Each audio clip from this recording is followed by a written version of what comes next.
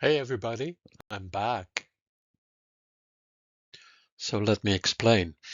After some time away, I'm returning to this channel with renewed energy and deeper insights into the authentic Hellenistic astrological tradition that Robert Schmidt dedicated his life to recovering.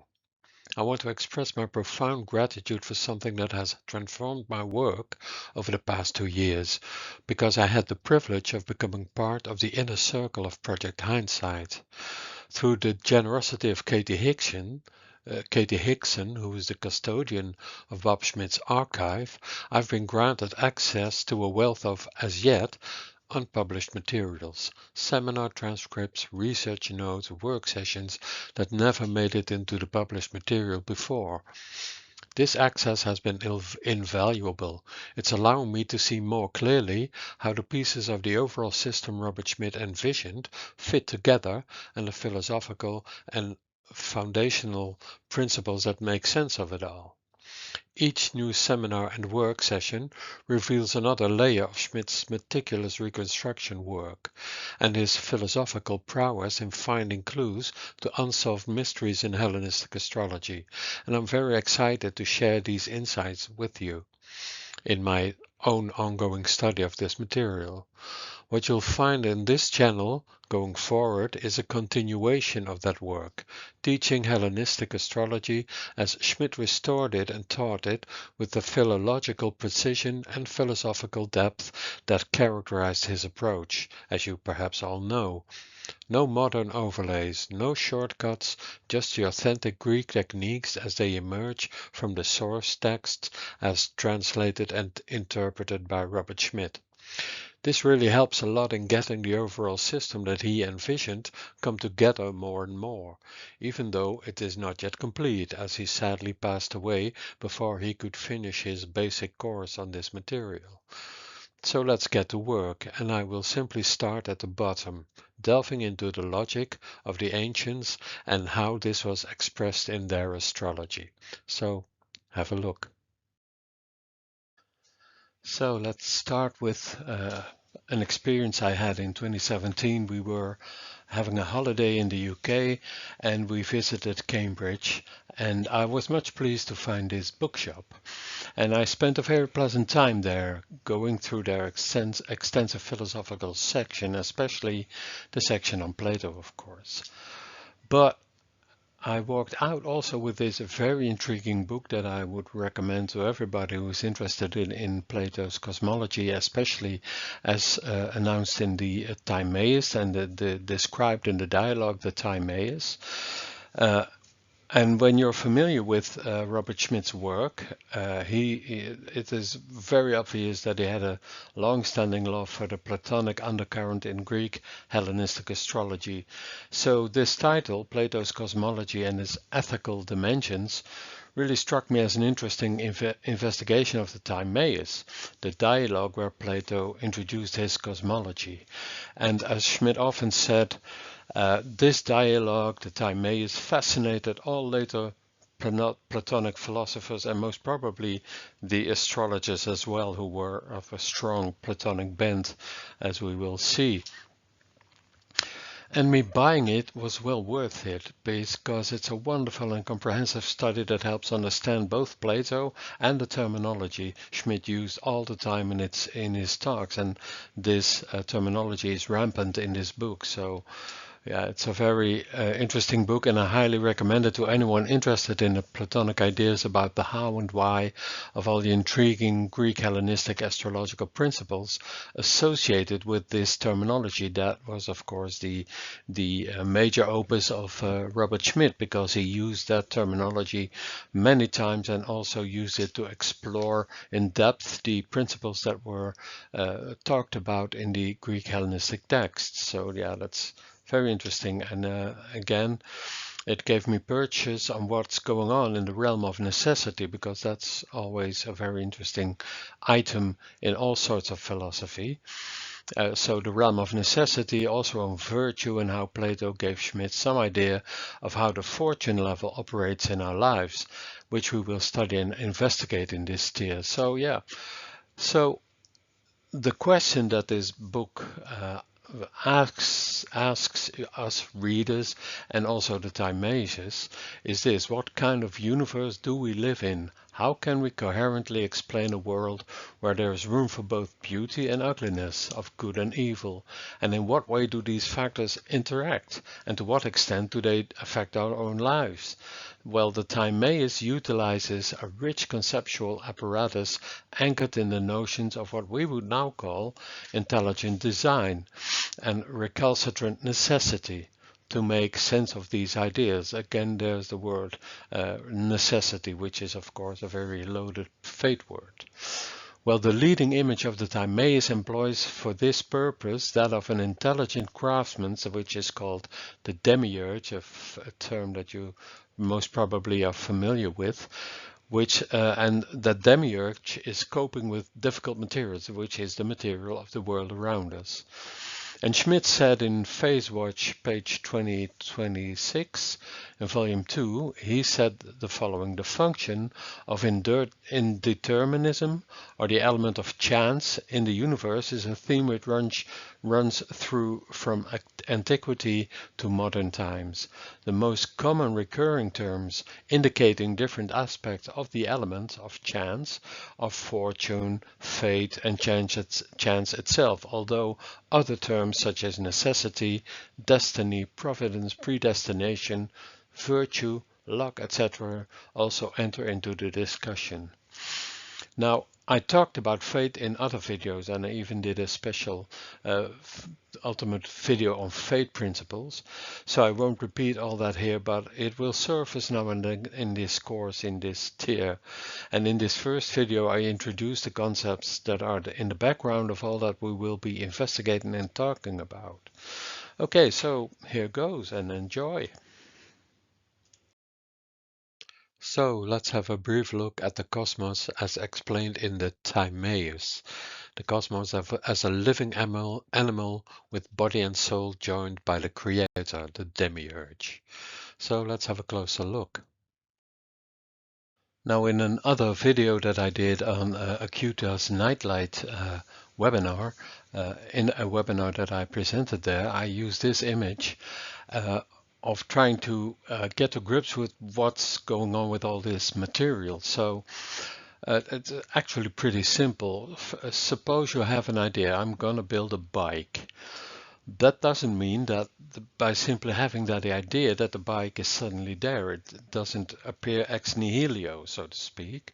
So there has to be something that you work on. You've got to work with it, with the idea, and you got to work with it and on it, and you need to have some material that you need to work on. So it's not just simply there, but it's following a plan, and the plan has to be put into reality. So there are 3 layers, so to speak, going from the upper level to the most concrete level, the idea going to a concrete form, which is very Platonic, of course. So yeah, there are 3 tiers, 3 layers in this process.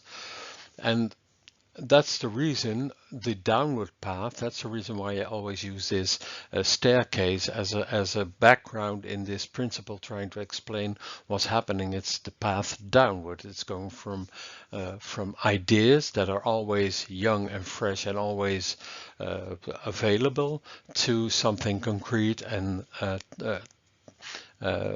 something that can be touched and used in reality. So yeah, there's something that could be called an input, and then you have to work that input, and the idea has to work with the material that is available to us, available to you to realize the idea: I'm going to build a bike. So you got to have a plan, of course. But the material that you're working with has a mind of its own dynamics, and it sort of resists, because it will not be simply put by the force of your mind into something specific like a bike. No, you have to work it, and it's sometimes pretty difficult to make it work. So that's the idea behind all this. So you could say that there is a plan, and the plan is worked on in the workshop, and then you have a product which is built from the building material. And in the Timaeus, this building material is conceptualized as the four elements. And these are really a bit in a chaotic state because they keep changing into each other. So something has to be put into order so that you can work with it. So that's the basic idea of this Platonic principle, so to speak.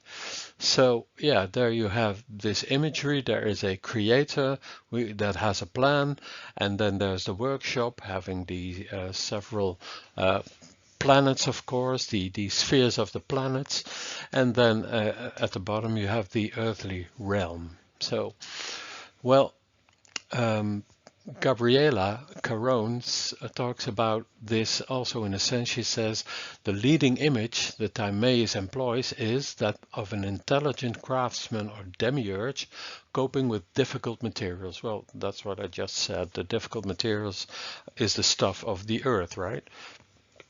With which you try to make something. In this example, you might want to make a bike. So, yeah, then she describes how the demiurge does this. And that's interesting because we can characterize the demiurge's activity as comprising different stages. And the interesting thing is she also divides it into three principles. So, first, he looks to the forms and these letters behind it and the etc. These refer, of course, to the original text of the Timaeus where this is described. So don't worry about that. That's just simply a reference to the original dialogue of Plato. So he looks to the forms, which is looking at level 1, of course. And the second point is that he wishes that everything should be good or as similar to the eternal model as possible. This is, of course, talking about the demiurge as the designer and the designer of what we now call the cosmos. As, of course, I was talking about something very practical, building a bike, but the demiurge is also about designing the cosmos. So that's what he's doing. That's why this is all such elaborate language having to do with this model and this work like a designer, like a godlike figure, a deity.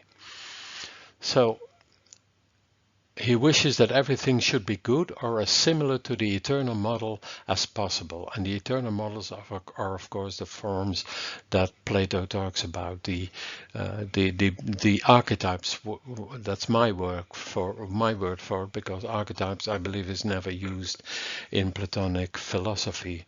I believe Schmidt said that Jacob Klein, one of the persons that he admired greatly, talked about the archetypes as the ruling beginnings, which is a very interesting principle, of course. So that's the second thing that the demiurge does. He wants to work it and makes it as good as possible, which is the second level, of course. And then there's a third level. He acts accordingly after reflecting upon the most suitable means to attain his ends, which is the third level. He needs to work the material and he needs to design and work the plan into something concrete. So yeah, there we have the principle. So in other words, the demiurge has not only a theoretical function by which he apprehends the intelligible order of the forms, but also a practical one by which he sets about imposing this order upon the sensible realm and thus creates a universe as a true cosmos. Interesting. So this basic idea that I explained with my first things in this slide are now described in the more elevated principles that Plato used in his cosmology, of course. So interesting. Now, and then she says again, we can already see how the demiurge appears as a mediator between the immutable forms, those stable paradigms that serve to direct his purposive activity, and our sensible and changing realm. There we have the world again, the difference between the ideas and the reality. He is presented as the efficient cause or principle of becoming and order. Genesos kai cosmou arche. There's the word arche again.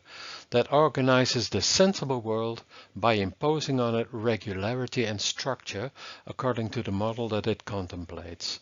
That last one is an important one, and we'll be getting back to that one also, because that's an idea of how we need to address the ever-changing world of coming to be and passing away, and trying to make it into something that we can use or that we can live with. So that's one of the important things having to do with this basic model for this take on what is actually symbolized by this three-tier model that I'm using here.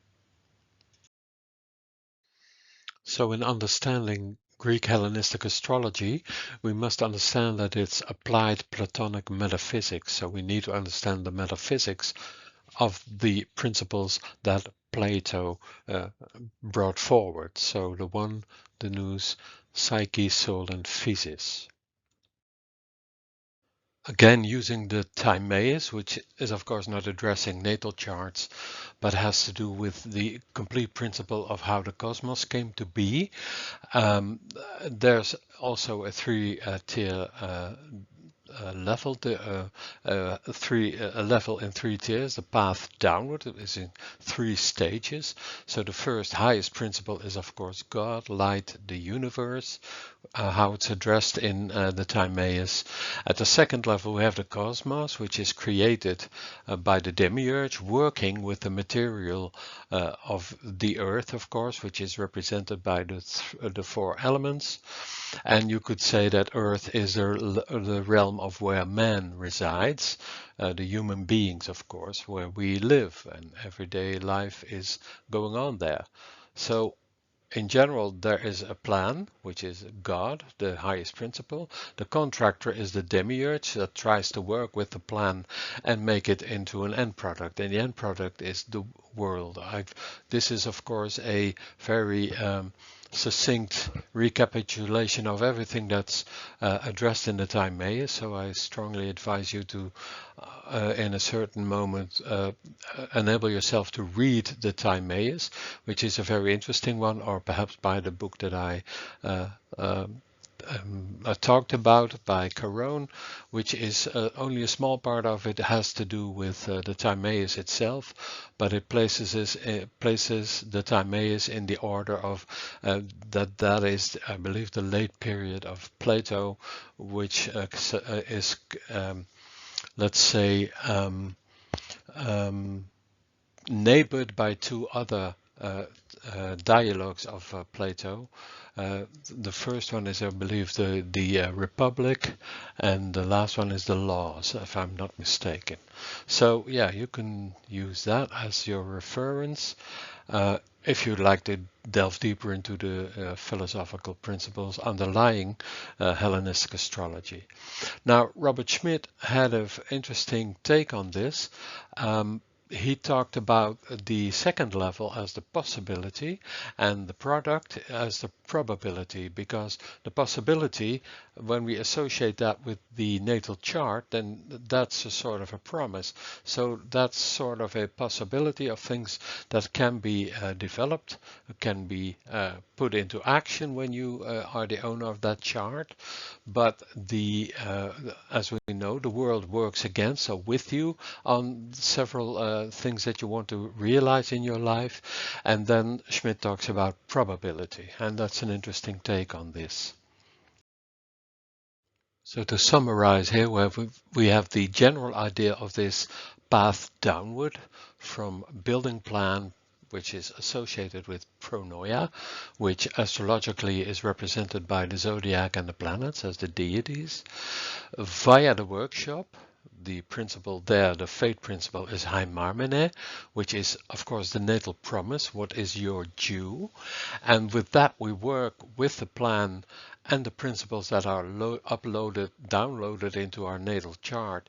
And with that, we work in the world, the apotolesma. So the outcomes of whatever we intend to do is also strongly influenced by being in the world. And as we have seen and argued about, the principles having to do with the world around us offer resistance. They have to do with the four elements, for instance, so they have to put into order to work together with what we are intending to produce. So that's the model having to do with the download principle. We download stuff from our natal chart, we use it in the world, we try to accomplish things in the world by means of our natal chart and of course by with ourselves, but the chart itself is of course a very interesting model to follow to try to understand yourself as a person, as a living being. What's your natal promise? So not everything is always achieved, and sometimes you need to work hard to get results, and sometimes they come simply quite easily. This downloading principle is the conception of the fortune level as the end result of something initiated, of some intention on the part of you, the native. So the fortune level then has to do with the outcome of what was intended or put into action. So that addresses the idea how unintentional factors have an influence on your intentions and initiatives together with our effects and influence on the world around us, because we live here and we've done things and we build things or we destroy things or whatever, and it's sort of the end product of what we have of what we intended to realize, as I've explained in the previous slides. This is the process of the downloading principle, having to do with how the fortune level, the world around us, works with or against what we try to achieve.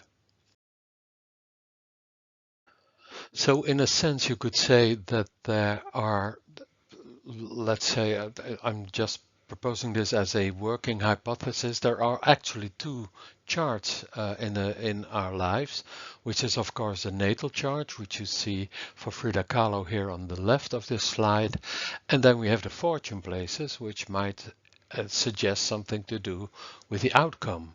So when you draw that chart anew, then you get, as you can see, different locations of planets.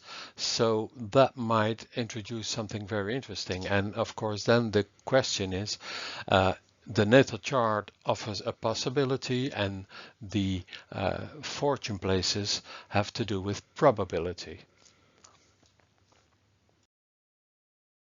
So then the question is, can we explain this event in the life of Frida Kahlo with the fortune places? Let me draw the chart with the fortune places, because there was something very heavy happening in her life when on the 17th of September, she was in a severe accident with the bus she was in, where several passengers were killed, and she was impaled with an iron handrail that went through her pelvis. And she suffered many, many injuries. Her pelvic bone had been fractured, her abdomen and uterus had been punctured by the rail, her spine was broken in 3 places, her right leg was broken in 11 places, her right foot was crushed and dislocated, her collarbone was broken, and her shoulder was dislocated. Oh, right. That's pretty heavy stuff, right? Can we explain this by means of the fortune places as the principle of outcomes of a promise? Because when we look at the chart itself, her natal chart, then we see all these planets that are now the ascendant in this chart were in the 12th place. So is that a suggestion that whatever is promised by the 12th place natally as a possibility becomes sort of a reality when we look at this chart? So yeah, that's something we will be investigating. So, and in a cafe, she was laid on a billiard table. A man put his knee on her stomach and pulled out the rod of her body as if she, no, let's not go into that. And only at the hospital it became clear how badly injured she was, because everyone expected her to die in the cafe, but also on the operating table. So yeah, she had a long life of much difficulties due to this severe accident. So yeah, that's interesting to take note of, and it's of course very tragic what happened to her. And in the end, she committed suicide because, especially because all the things that were needed to keep her sort of healthy or try to deal with all the problems she had because of this accident, which went on throughout her life. So yeah, that's pretty sad, right?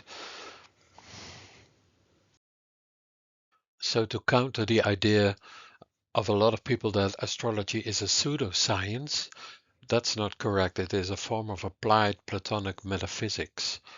Very interesting. There's a foundation, it's an immunity from attack, and there is a deeper reality to astrology. And this is what Robert Schmidt said himself. How could Mr. Klein, one of his revered teachers, revered by Robert Schmidt, how could Mr. Klein not have been intrigued by my characterization of Hellenistic astrology as a kind of applied Platonic metaphysics, which it is?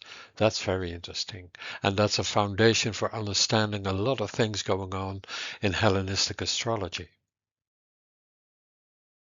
So, in this process and the study of understanding Hellenistic astrology, we are securing the metaphysics. That's what Robert Schmidt did. The new universe of discourse, same in other principles.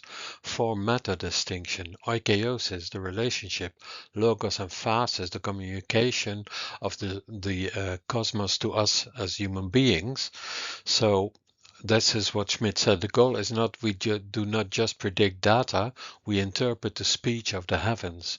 And the final thought of his was to recover the original experience, to see what they saw in the manner that they saw it. That's what he tried to do with trying to read the texts as closely as possible without presuppositions. So, yeah, join the bandwagon. We're going to investigate Hellenistic astrology, sometimes from new perspectives. Enjoy.